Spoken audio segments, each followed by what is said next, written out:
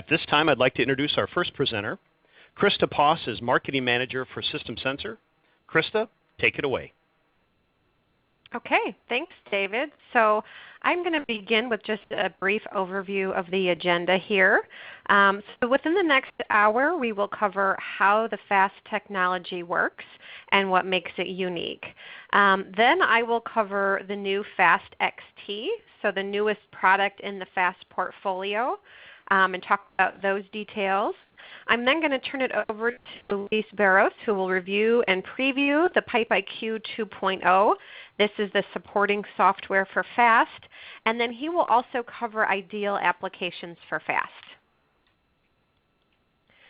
So we wanted to start just with a brief overview of aspirating smoke detection for those of you who might not be familiar with how it works.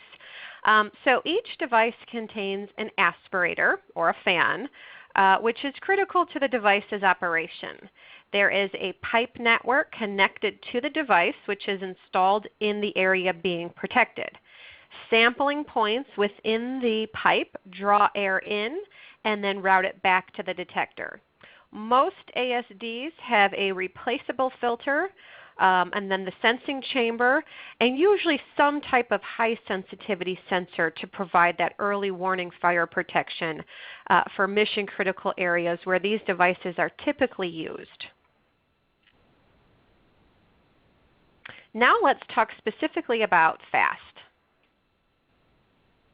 We often get asked what makes FAAST unique. And the first thing that we usually like to talk about is the three-stage filtration process and the advanced algorithms that we employ. This process distinguishes nuisance particulate from smoke and what really makes FAAST an extremely robust smoke detector, even at very high sensitivities. Our patented particle separator is completely unique to FAAST, and that's what you see in the red circle on the slide. It was designed originally by our colleagues at Honeywell Aerospace and then perfected by our engineers for use in FAAST. As you can see in the diagram, particles first enter the particle separator when they're entering the device. Any large particles are removed and exhausted out before entering the filter or the detection chamber. And this really extends the life of the filter and the device itself. Next, the second step in the process is the 30 micron field replaceable filter. All devices in the FAAST family use the same filter, and it is very easy to replace with only 2 screws needed to remove. You will only replace the filter when it is dirty and needs to be replaced. The FAAST device is constantly monitoring the airflow and will send an initial warning that the filter needs to be changed and then an urgent fault if it's not changed within 72 hours. So we're not using any type of timer technology that within a certain amount of time you need to replace the filter. Depending on the application and how clean or dirty it is, that depends on how often you're going to replace your filter. Because we're using that particle separator, what we have found is that the filter life is greatly extended because all of the air is not being sampled through that filter. And then inside the chamber itself, we use what we call dual vision technology. So we're employing 2 light sources for maximum accuracy. The blue LED is used to identify the broadest range of fire particulate. We then use an infrared laser to identify all non-fire particulate. This is where the advanced algorithms distinguish smoke and nuisance.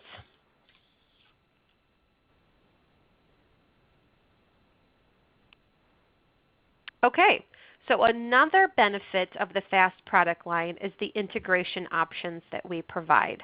What we heard from our customers was that making this simple was an important need and added a lot of value. They wanted as many options to integrate to systems that were already in buildings. So we offer addressable models that sit directly on the signaling line circuit of many major fire alarm control panels. So by using this option, there's no need for extra hardware or software.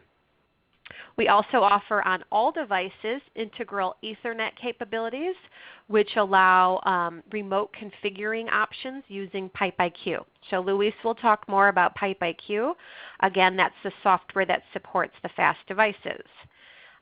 Each device also has an internal web server, which allows remote monitoring from anywhere in the world via a web browser. And then lastly, all of our devices are also Modbus capable. So via TCP IP or on the XT device, we also now offer serial Modbus. So all of those ways to connect to systems that are already employed in many of the buildings today. David, let's stop here for our first poll question. All right. Thank you, Krista. So it is time for that first poll question. So if you could look at your screen and then click the response that is probably most applicable to your business. So what environment is the most challenging to provide adequate fire protection? Is it that high airflow, high exchange rate type environment? Maybe you have a lot of airborne particulate, a real dusty or a location with a lot of debris. Maybe it's a large open space, maybe a huge atrium or a warehouse or airport hangar, whatever that might be. Is it temperature extremes, hot or cold? And maybe it's other. Maybe it's not one of those. But if you could, go ahead and click the response that is applicable to your business or your applications for your business. We would appreciate it. I do want to remind you that we'll answer all questions received. So use that chat option if there's something that you'd like to ask a question about. And we will be sharing these poll results with you here as well. So let's take a look. That should be displaying on your screen, but let's take a look at what you're saying here. So Krista and Luis, it looks like that large open areas with high ceilings is one of the most challenging type environments that we're having, kind of overwhelmingly, almost 2 to 1, followed by high airflow and then the high particulate in the air. So let me go ahead and close that poll. So thank you for voting. You'll see those results there as well. And Krista, back to you. Okay. Thanks for voting, everyone. That's good insight. So what we'll talk about next is actually FAAST XT, which is a good solution for areas with high ceilings, large open areas. FAAST XT is, like I said earlier, the newest product in the FAAST portfolio. It is the large coverage device with 4 inlets covering up to 28,800 square feet on one device. Each inlet has an ultrasonic airflow monitor, and this is to report a clogged or broken pipe. So we're monitoring the health of each one of those pipe networks. There is also a 3-speed adjustable fan, and really this is to design a network with the maximum efficiency. So if you don't need the full coverage area, you could turn the fan down to save on current draw. We also heard that easy configuration was really important to our customers, so we added a USB to the front of the device, and this now allows an installer to easily configure the device without having to add external power. And then lastly, as you can see on the screen, we are using the same 3-stage filtration technology throughout the product line. So the same patented particle separator, replaceable filter, and that dual vision technology. And then this device also talks to Modbus via serial or TCP Modbus. So some more of the specifics on XT. There are 4 numbered ports with top or bottom access. So if we flip that device over, you would see each port is labeled 1, 2, 3, 4, accessible via the top of the device or the bottom. The maximum single pipe length for one pipe run is 400 feet. Aggregate pipe length, so if you're using all 4 of the pipes, it's 1,050 feet. Operating temperature of the device itself is 32 to 100 degrees Fahrenheit. The sampled air temperature, so where that pipe network is installed, is -4 to 120 degrees. Currently, our listings are UL, ULC, and FM, and we are currently in many other global agencies to support globally. And as we get those listings, we will certainly send out the confirmation as well that we've expanded the listings. We have maintained a similar family look across the product line. This was an important feature based on our customers' feedback that the user interface and operation are very similar between all of the devices, so that you don't have to learn a new device, what you're looking at on the user interface, how to configure it. It's very similar across the product range. You'll get 4 general fault conditions. We have also added a new LCD interface to make getting information from the device even easier. So using the LCD, we provide detailed fault information, detailed flow information. You are able to test, isolate, disable, and reset the baseline of the device through the LCD. You can view the event history, you can view the configuration, and you can also set the time of the device via the LCD display. And as I mentioned, this uses the same easy access replaceable filter as other devices in the product line. So very simple to replace, and it's the same filter on all the devices. Here's just a convenient chart to compare the FAAST 8100 series versus the FAAST XT 9400X. So you can see the agency listings. So all of the listings that we have on the 8100, we will again be getting on the XT series. 8100 series covers up to 8,000 square feet. XT covers up to 28,800. Maximum single pipe length 262 versus 400 on the XT. I did mention we have a 3-speed configurable fan, and you actually could change the fan speed via the PipeIQ software. Both devices use the same software. So Luis will talk about PipeIQ 2.0. You can download it from our website. It's free. And this supports all of the devices. So whether it's conventional or intelligent, the 8100 series or XT, all utilize the PipeIQ 2.0. So with that being said, we're going to switch gears now. I'm going to turn it over to Luis Barros, who is our Systems Sales Engineer for FAAST, and he will first cover PipeIQ 2.0 with you. Luis, over to you. Okay, great. Thank you, Krista. All right, so let me switch over. I'll show you PipeIQ live and what it can do. Okay, so once we download the PipeIQ software from our website, as Krista mentioned, you install it in your system. You should get when you first create a file. You don't have to be connected to the actual FAAST unit, so you could be doing this at your office. Once you create that file, you'll have the ability. Now, PipeIQ allows you to do 3 functionalities. It allows you to configure the actual FAAST detector, program the FAAST detector, do your pipe design, and then after, if you want to provide your customer or the end user a copy of PipeIQ, they can use it to monitor the existing FAAST units in their facility. But for the sake of this webinar, we're going to talk specifically about the design portion. So you create a project, building name, floor. You can rename the floors. You can buildings. You can rename the floors. You can add floors. You can add detectors if you'd like to the floor. So this project can consist of multiple devices on here. So to show you, this is the pipe design portion. As Krista mentioned, with this type of systems, for those of you not familiar with this type of system, is going to use a network of piping. All that piping has to be designed and engineered so that you have the proper flows and pressures for the systems to operate properly and make sure you're within the sensitivity ranges for those sample holes. So this is our worksheet here, and these are all of our tools to use. Very user-friendly, very easy to use. So we can design a system manually, right? So we can add a detector, fit to window. Let's zoom out a little. So if I add this detector and I want to add now a riser piece, these are all my segments that I can include. So I click on the device. I'm going to add a riser piece. So let's say 10 feet.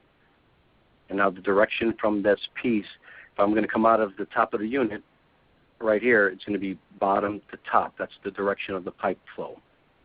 If I'm coming out of the bottom of the unit, I would select top to bottom, and now the pipe would come out of the bottom of the unit. So we'll say bottom to top, because I'm coming off the top. So now I have the pipe network, or the pipe here. So to click, I select the pipe, and I can also select the detector, and then I can tell it by this button here to connect the two. Okay. Now I have the pipe connected to the actual detector for my first riser piece. If I double-click the detector on the detector itself, it's now telling me which ports that are going to be using for the design. In this case, I'm only using port 2, so let me disable the other ports, and you just simply click on them to enable them or disable them. If you want to enable or disable the bottom ports, you enable and disable the bottom ports. You cannot use the same port on the top and on the bottom of the same number of ports. So it's either one or the other. So in this case, we're using port 2, so apply. Okay, now we're looking at it from front view. We can change our views. I can go for top view, I can go front view, or I can go right view. Okay, so now let's say this design, I want it to come over. So I select the pipe. Now I want it to come over in this direction, so from left to right. So I'm going to add a horizontal piece. Let's say 10 feet, left to right. Okay. So there's our piece. So we select it. We select the other piece, connect the two, and now there's our connection. What I like to do now is change to top view. Now let's say, for example, I need to go in this direction. Maybe now I need to go 25 feet right to left. So I'm going to go from this point right to left 25 feet. Say OK. Even though it's not view, I can either hit the zoom to fit, to bring the pipe, select the two, connect. Now I want to move this over, and I want to go from left to right, 25 feet.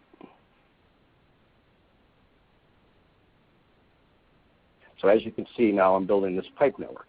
I could change it to an isometric view if I'd like. I can zoom out. So as I'm building it, you can actually see what you are creating, as you go along. So this is good when you're using if you have an odd-shaped room. Let's say you have a drawing and you established where the location of the actual points are going to be on that print. You then it's just a matter of connecting the dots with the pipe network for that layout.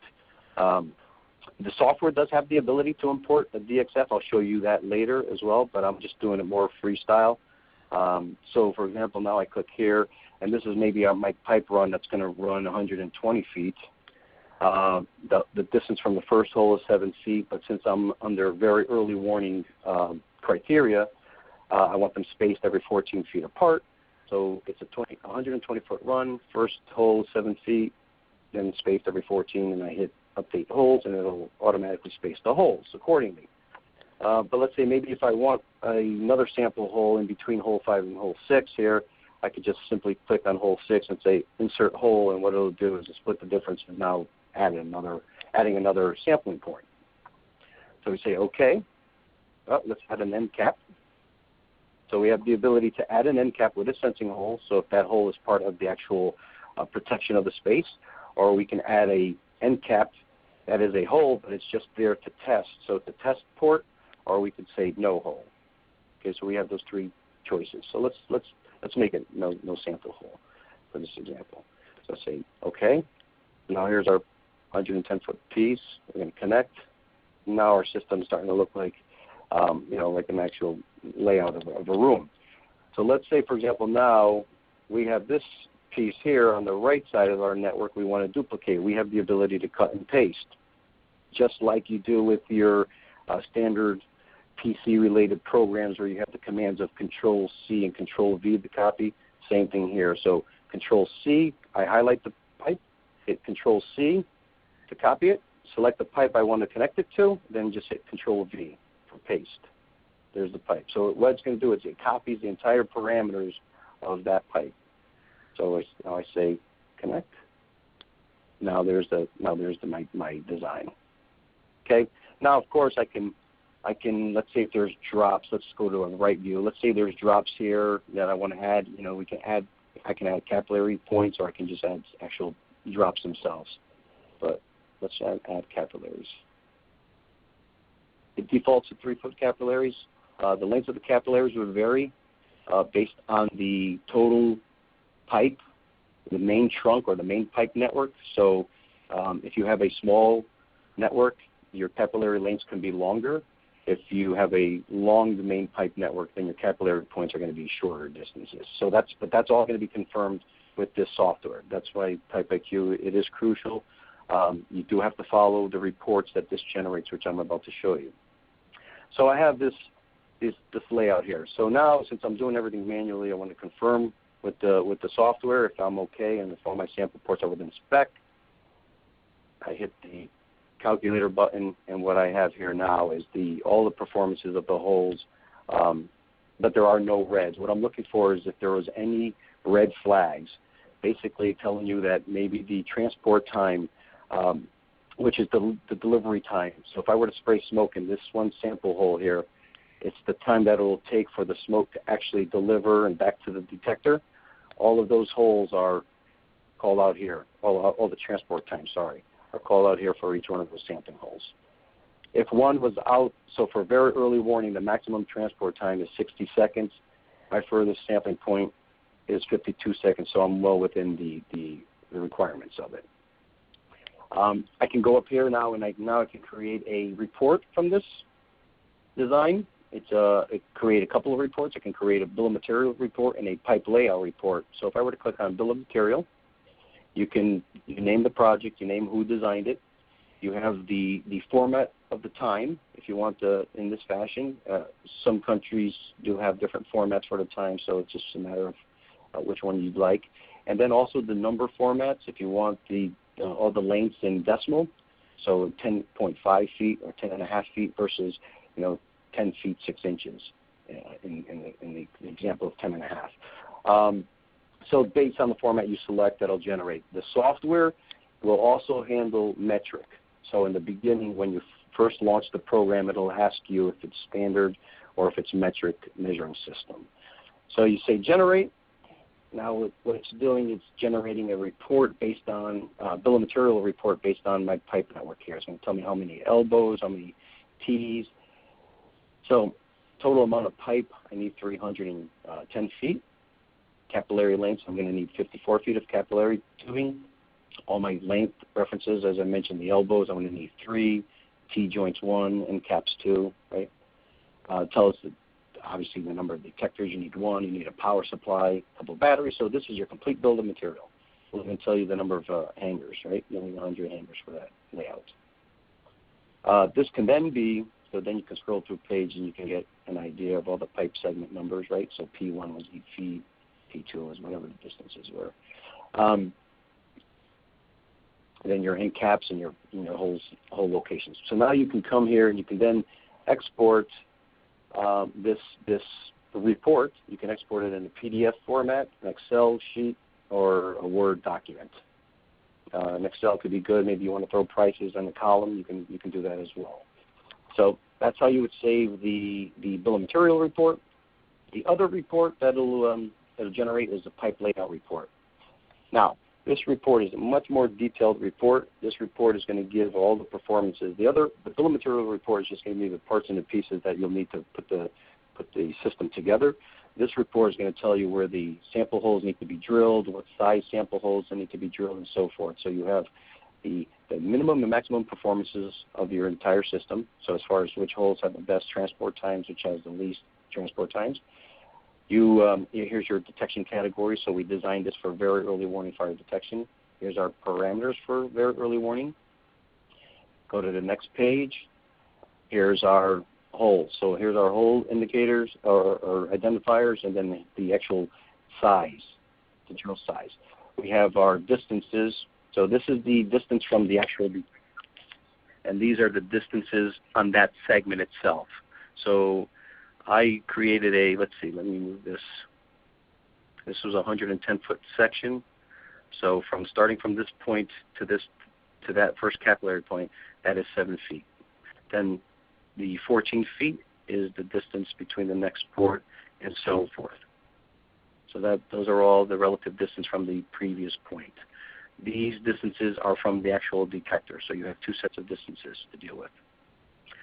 So you go through, this tells you all of the sensitivities or the obscurations for each level. As Krista mentioned, there are 5 trigger levels from both the FAAST 8100 and the FAAST XT. They both have 5 stages, so these are the sensitivities of the sample holes for all 5 stages. And you have daytime, nighttime, and weekend sensitivities. And of course, now this report can also be, here's the whole designations. This report can also be saved as a PDF, an Excel sheet, or a Word document as well. And then, of course, email to anybody to open up with those appropriate programs. Okay, let's close the report. So another good feature with the PipeIQ is, it can even be used if you want to provide a quick quote to a customer, even if it's in a regular shaped room. You can make a square out of that space to give you an idea as far as a ballpark coverage and how many detectors you would need for that space. But what I would recommend using is our Pipe Wizard. Pipe Wizard. So let me get rid of this. Design. What Pipe Wizard will do, it will allow you to. It's going to ask you a series of questions.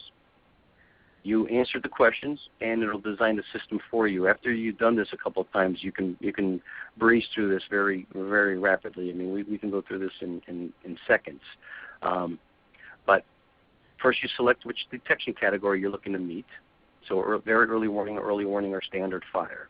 So very early warning, every sample hole is going to cover an area of 200 square feet with a transport time of 60 seconds. That means from that furthest point, it cannot be any longer than 60 seconds for very early warning. For early warning, every sample port covers a 400 square foot pattern, and its transport time from the furthest hole is 90 seconds.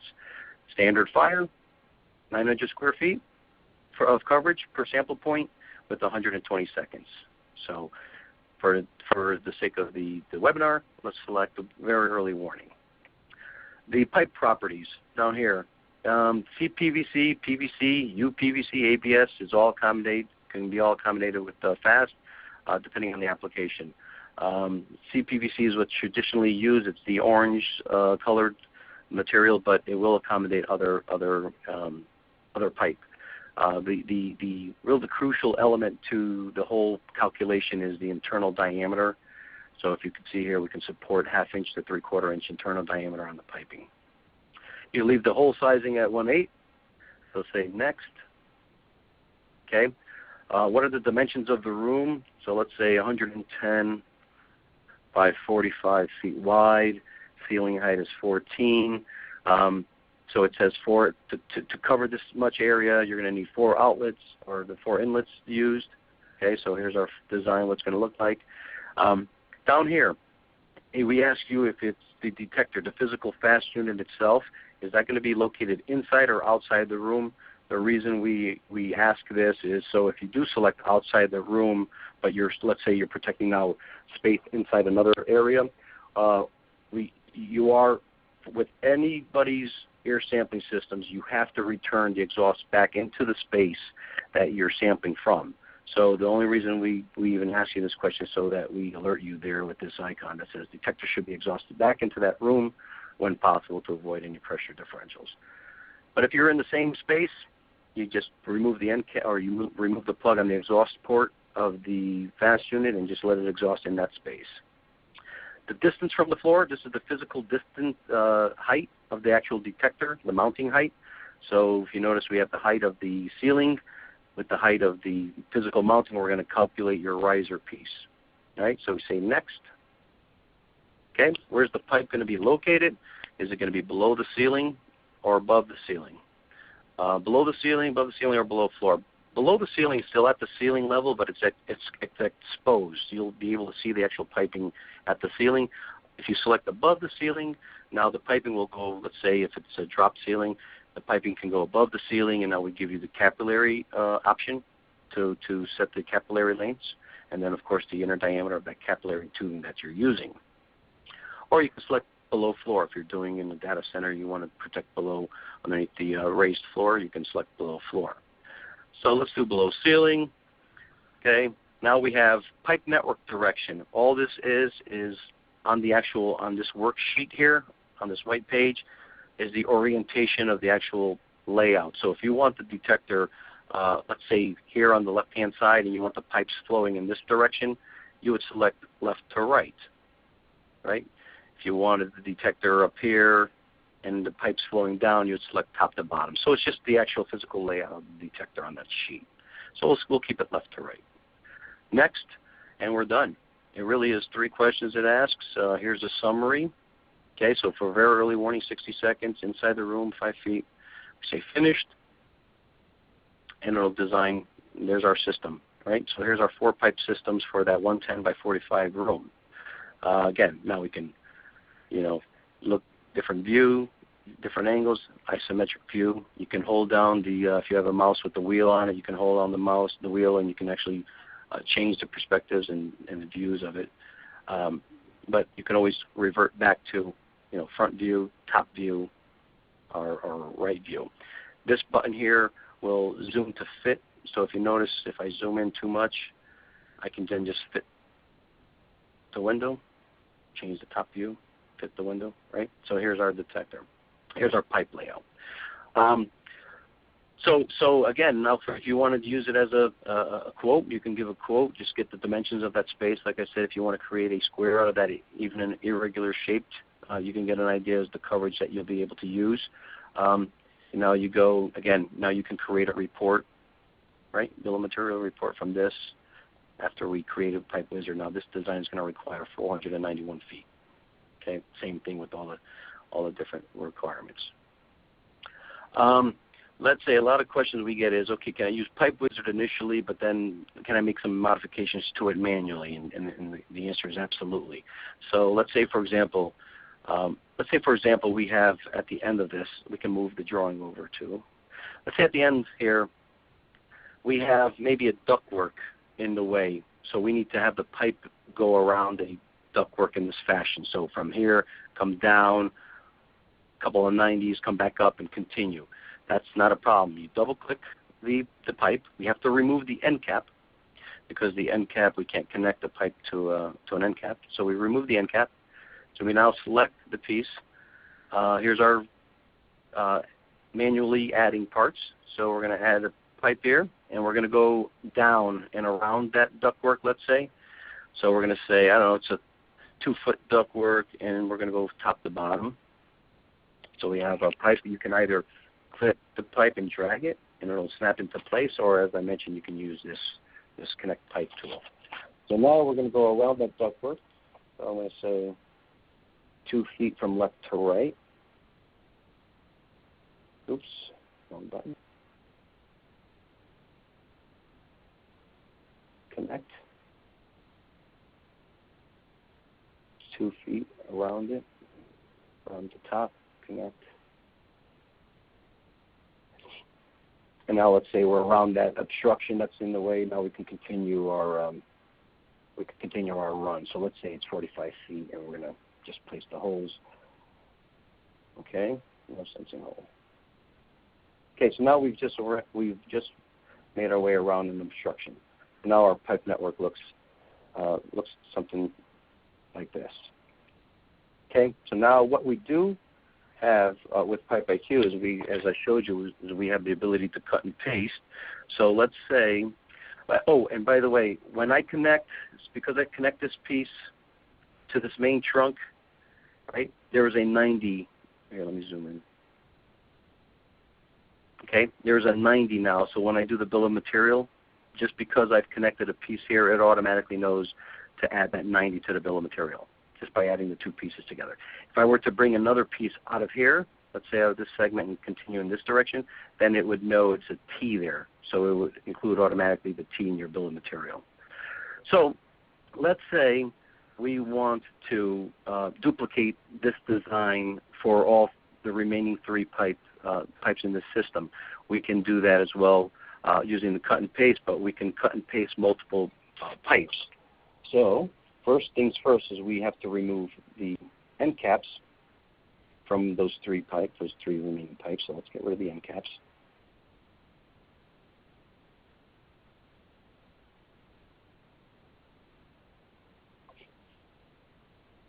Okay.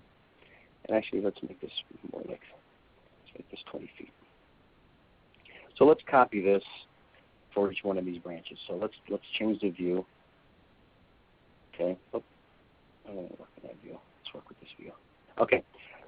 So I want to copy multiple pipes. So what we do is, which by the way, it's all the shortcuts that I'm using on my keyboard, which obviously you guys can't see.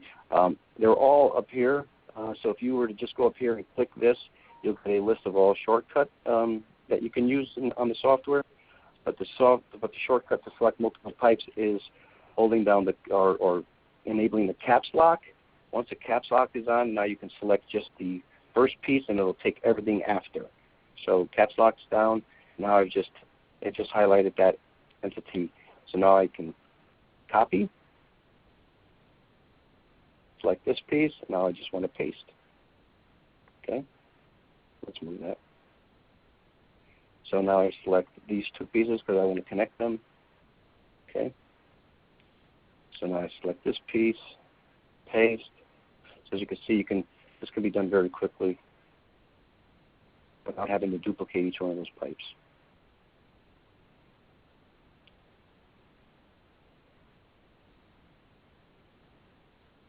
Okay.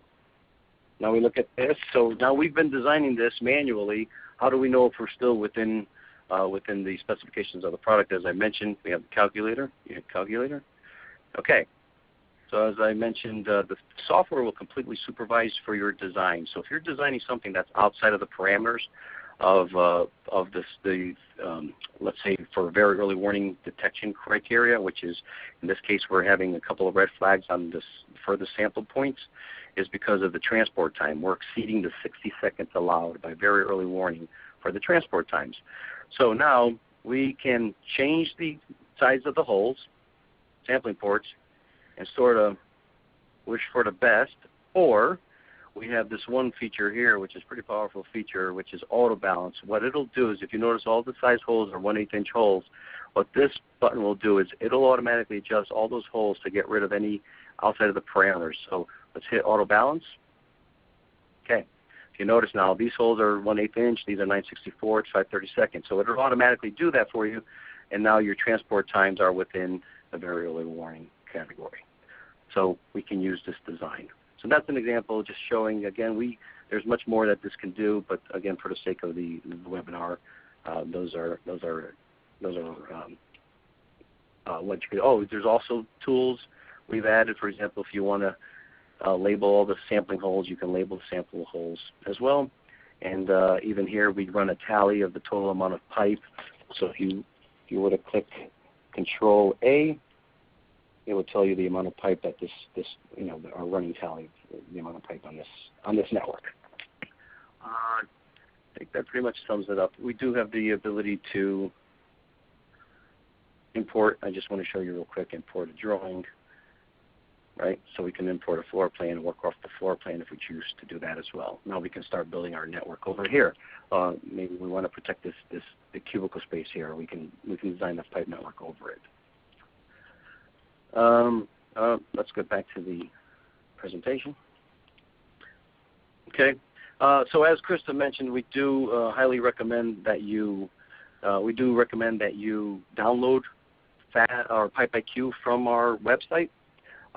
It's once you download it, if there are any updates to the actual PipeIQ software, you'll get an email alerting you that there's a new version of PipeIQ, such as this PipeIQ 2.0 to support the XT. You do not need to be connected, as I mentioned, and then they're all dumped.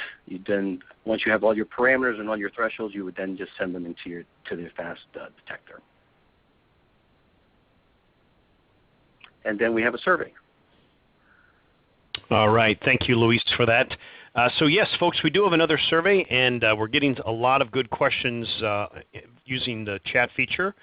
And continue to post those. I think we've answered about a dozen or more offline, and we'll take obviously some of those at the end if time permits. So the next question here is, what is most important when deciding what aspiration smoke detector to use for a particular application? So what we're trying to find out is what's most important to you. Is it that device that's easy to set up or configure? Maybe it's the software, it's intuitive or easy to use, built-in integration with like a building management system, the ability to reject nuisance alarms, or is that design and field support from the manufacturer? Or maybe it's other. If you do have an other, go ahead and use chat and tell us what that is. And I should have told you after the last chat, when they were saying that the most difficult applications someone had actually put in prisons. So we appreciate that feedback. So go ahead and respond here, and you'll see those display results on your screen as it progresses. Krista or Luis, can we take, let's ask a question here. One of the attendees is asking about if they can use both the top ports and the bottom ports. So can they mix 2 top ports with 2 bottom ports in the new FAAST XT to provide an area of coverage? You can, you can use either the top ports or the bottom ports of that particular number. You can't use them at the same time. So it's either coming off the top of, let's say, pipe 1, but maybe you want to come out of the bottom of pipe 2 and come off the top of pipe 3, come off the bottom of pipe 4. But you can't do both at the same time. You can mix it up, but it can't be the same port. That's all. Okay. All right. We'll go ahead and close the poll. You can see the results there. So it looks like, guys, that ability to reject nuisance alarms, a third of our attendees have indicated that is the most important feature or aspect, followed by device and then field and design support. So thank you all for voting in that poll, and we'll go on to the presentation. Good. All right. Thank you, David. So continuing, give you some applications for air sampling technology for FAAST. The number one applications or markets vertical is what we consider mission critical. Computer rooms, data center processing, telecommunications, high-tech manufacturing facilities, semiconductor manufacturers, where they cannot have any downtime due to a fire in a rack or server. So they need to know immediately as to what's happening in their facility. So that again is the number one application. But there are a number of applications outside of mission critical that are ideal for air sampling technology. Another application for this type of technology is if it's a facility is historical or aesthetics concern, or you cannot have smoke detectors in that space.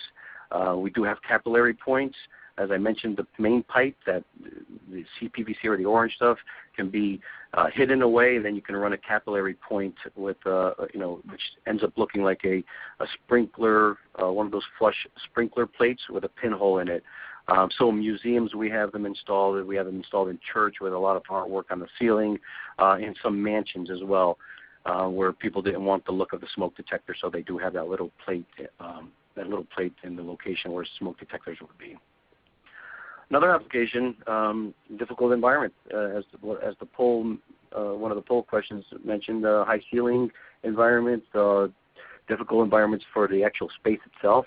Maybe it's a refrigeration or freezer storage is ideal for air sampling.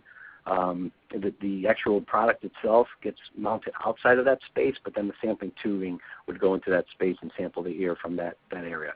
High rack storages, like the one in the picture here, for example, you can run the piping network in the actual below the shelves if you'd like to provide multiple levels of protection for high rack storages.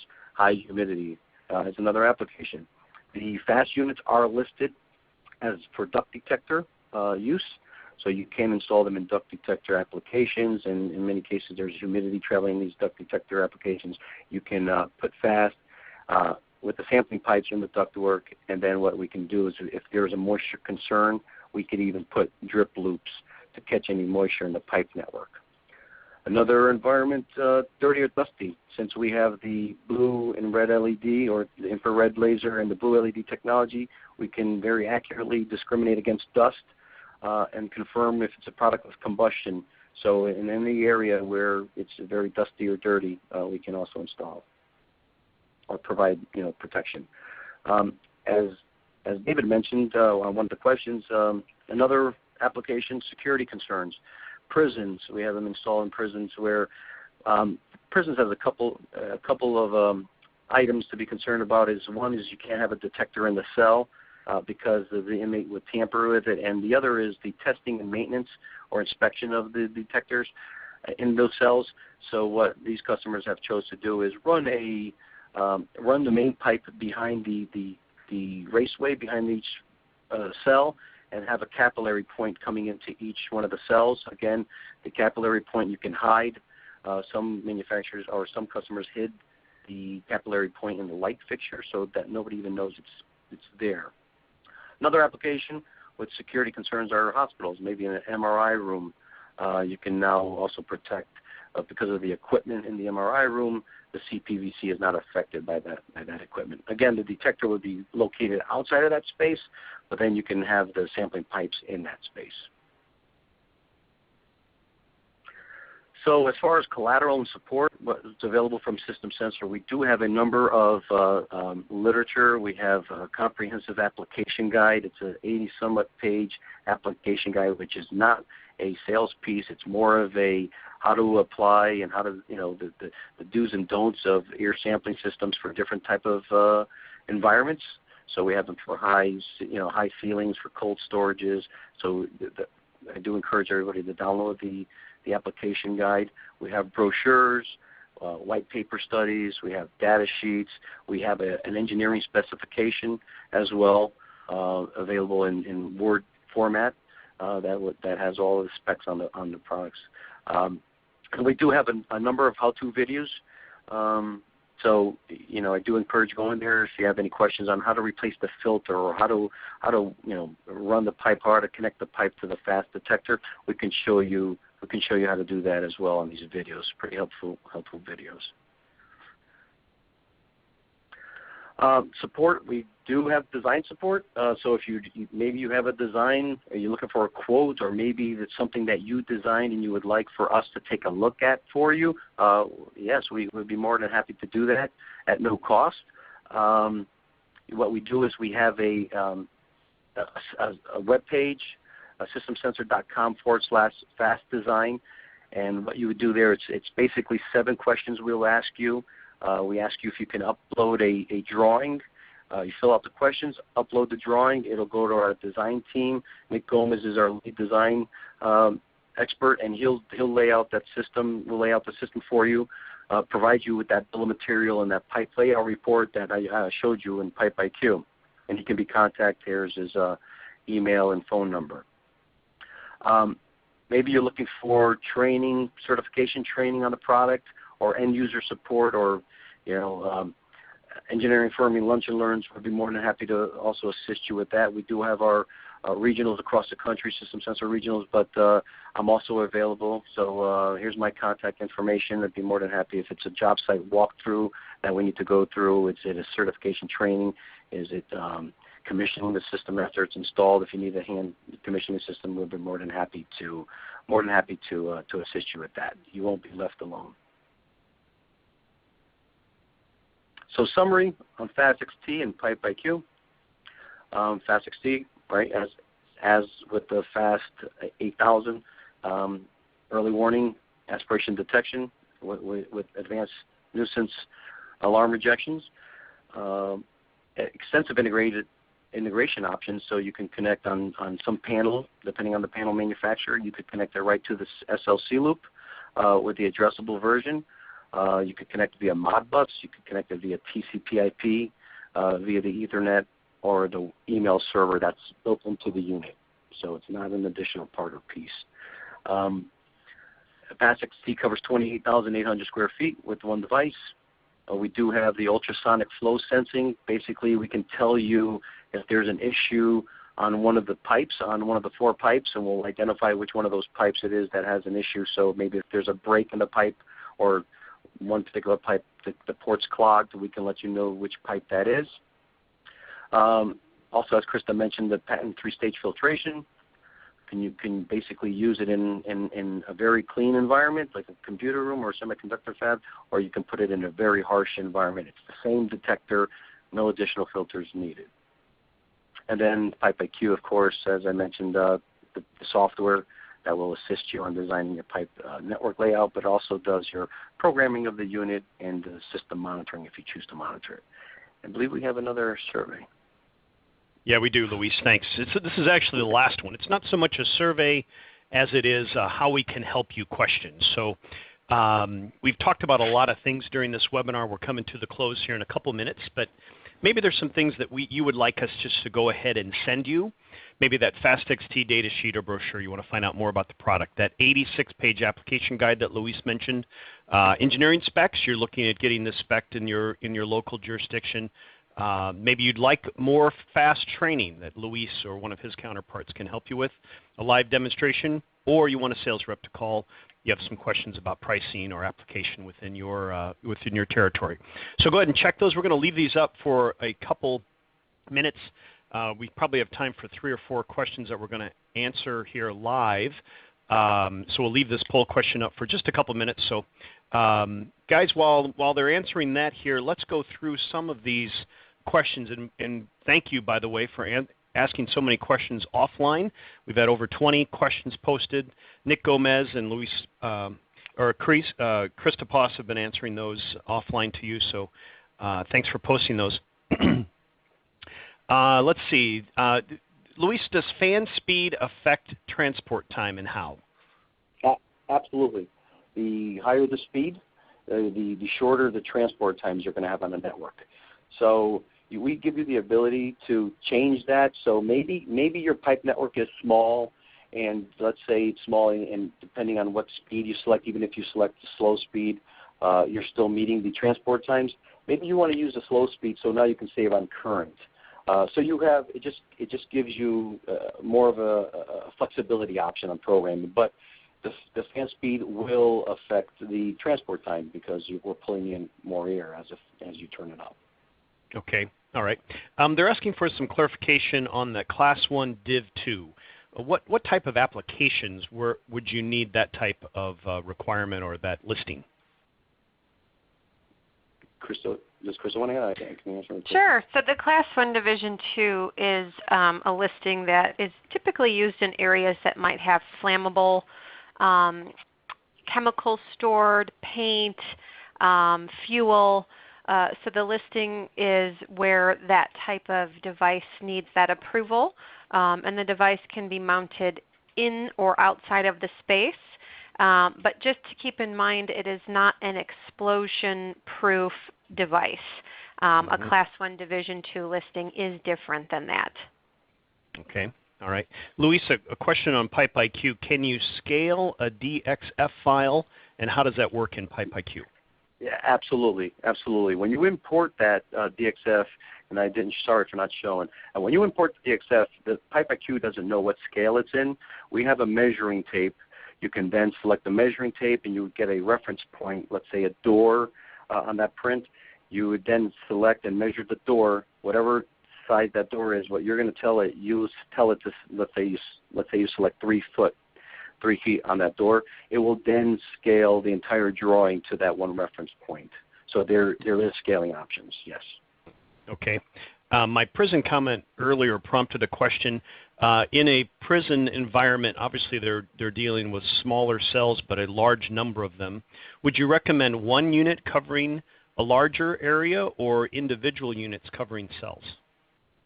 That would be a customer preference. You can go either way. You can use the smaller systems to do one per one, or you can do the larger systems and cover multiple cells with the larger system. That would be depending on the customer's requirement. Okay, all right. Another attendee is asking if they could get a user guide and instruction manual in advance of purchase of the product. Where would that be available? That would be available on our website. All of our documentation is available in electronic format, They just go visit systemsensor.com/FAAST landing page, and you'll have all access to all of the material for both the 8,000 square foot model and the new XT. Okay. All right. I think we have time for a couple more. One of our attendees is asking, in what circumstances would an AHJ prefer aspiration or prefer traditional spot detection? Have we come across that, AHJs that have a definite preference for one or the other, and maybe what applications? Well, the question, the answer to that is, it all depends on obviously the AHA and the knowledge of the AHA. Many AHAs say they won't refer aspiration and go with spots because it's what they're familiar with. But aspiration, those sensing ports have the exact same listing in categories as the smoke detector. It has, so everything is equal. But there's no, what you're buying with this type of technology, with aspirating technology, is you're buying the time, because those sample ports are considered active sample ports, meaning because the fan is pulling the air through the sample ports, we're delivering the threat or the smoke to the detector. So we're going to alert that something's happening with an aspirating product much quicker than a spot type detector, because the spot type detector, now it has to wait for the smoke to get to it, right? So that's considered a passive. So as far as AHAs, yes, AHAs will take them equally, but we do understand there are some AHAs that look at this and think it's black magic, but it's just a matter of education. Okay. It's identical. Right. A couple of questions on the piping. Can it, if you use the orange with the BlazeMaster piping or BlazeMaster style piping, can it be painted? Okay, well, we get this question quite a bit as well. As a manufacturer, we say no, because you can change the chemical properties of the actual material itself depending on what type of paint. But if you get that approval from your local AHJ to give you the okay to paint it, then you can do that locally. There are requirements. There are labels on the piping, that say air sampling or smoke detection, do not touch or do not paint, just like any other fire peripherals. This falls under that same category. But if you're looking desperately to paint it, and you got the approval from the AHJ, all that we request is that you paint it first and then drill the holes after. Right? You don't want to drill the holes and then paint it after and then probably paint over the holes. So again, that's a local jurisdiction call. Right. And the second question, maybe our last question here, if they're traditionally used rigid because their jurisdiction requires rigid for other cabling, could they use rigid and drill holes within that? Absolutely. Again, the crucial element is the inner diameter. As long as it's within 3/4 inch or 1/2 inch range, that inner diameter, you can use that rigid conduit if you'd like. Yes, copper. Okay. I've seen it installed with copper as well. Good. Okay.